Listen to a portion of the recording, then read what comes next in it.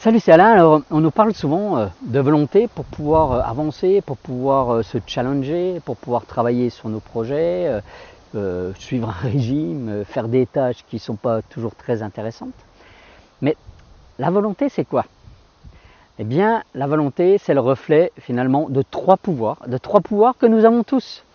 Alors tout d'abord, nous avons le pouvoir de faire par exemple ce que j'ai décidé, ou de faire ce dont j'ai envie, ou de faire ce dont j'ai l'obligation, et ce même quand une partie de nous ne le veut pas, hein, c'est le cas là. Il y a plein de vent aujourd'hui, je me suis dit j'ai la volonté de faire une vidéo, je la fais. En deux, nous avons le pouvoir de ne pas faire, hein, de ne pas faire ce dont on n'a pas envie, de ne pas suivre des demandes qu'on nous fait, ou de ne pas faire ce qui est interdit par exemple. Hein. C'est ce qui correspond finalement à notre capacité à dire non, non je ne fais pas.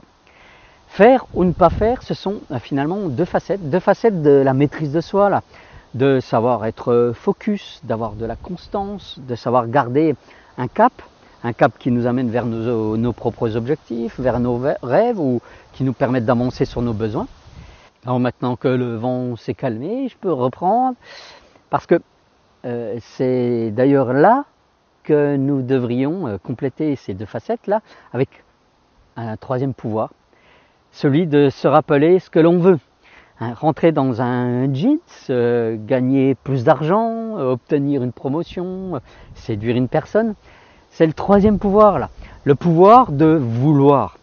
Celui qui nous permet de ne pas céder à la tentation, qui nous permet d'avoir une sorte de self-control.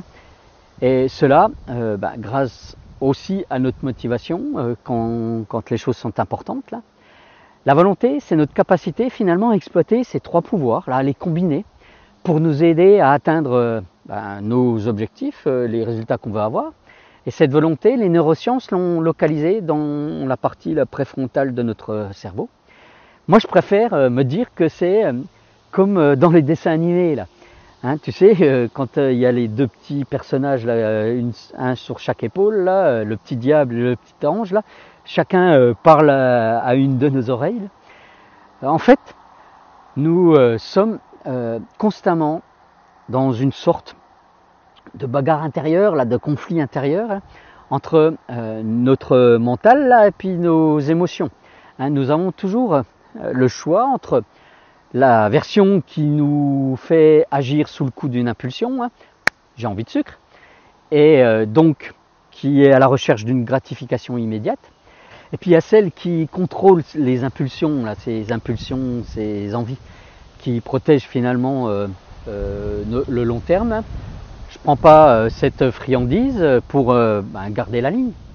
En gros, nous avons deux personnalités à l'intérieur de nous qui échangent sans cesse avec un point de vue potentiellement différent, voire antinomique. Et donc, si tu veux améliorer ta volonté, je t'invite justement à repérer ces moments dans les journées où soit tu prends une décision avec ton mental, soit tu prends une décision à l'émotion, à l'envie. Pose-toi la question finalement, quels sont les choix que tu fais et qui sont conscients et donc qui risquent de demander de la volonté, et quelles sont les actions que tu mènes comme ça là, de façon instinctive, et qui bien sûr vont pas consommer ta volonté. Voilà, tu le fais comme ça vient.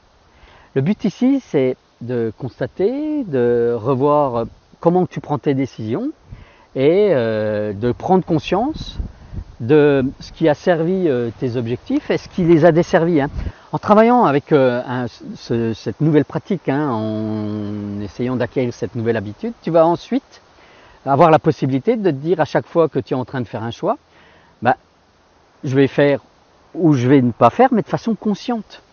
Et de décider seulement à ce moment-là si tu privilégies l'action qui a un impact immédiat, passer du temps sur les réseaux sociaux, manger une sucrerie, un dessert, avec une conséquence qu'il y a plus tard, hein, tu n'avances pas sur tes projets parce que tu passes du temps sur les réseaux sociaux, ou inversement, est-ce que tu vas privilégier un impact dans le futur, faire une tâche rébarbative pour réaliser un rêve, pour avancer sur un projet, en sacrifiant en quelque sorte le court terme, là, en refusant par exemple d'aller boire un verre avec des amis et de travailler à la place.